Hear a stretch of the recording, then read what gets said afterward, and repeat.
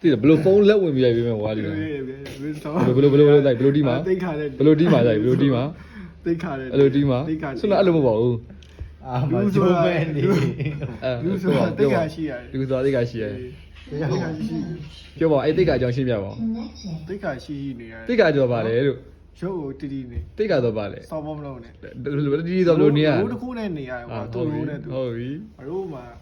လူတွေကကွာအဲ့လို စစ်ပါမလားပြ တတ်မှတ်ထားဟုတ်ပြီမဲ့ရိုးတစ်ခုရှိရကွာ ပြောနေမှာငါချက်ဖို့ ရိုးလုံနေပြီ ဆိုင်မှာပါ ချောက်ကကွဲနေပြီ လို့ကြောက်အောင်နေလို့မရဘူးအရိုးမှာ ဆိုင်တော့မှာ အဲ့လို bro တော့ပါလေ ရိုးဆိုတာဒီကတတ်မှတ်ပေးတဲ့စိတ်ဓာတ်တစ်ခုပေါ့ စစ်တမ်းတစ်ခုဒါပေမဲ့ဘယ်ကဘယ်စစ်တမ်းမှရှိရ အရိုးကတော့လူကုန်ထမ်းပေါ့ကွာလူကုန်ထမ်း လူကုန်ထန်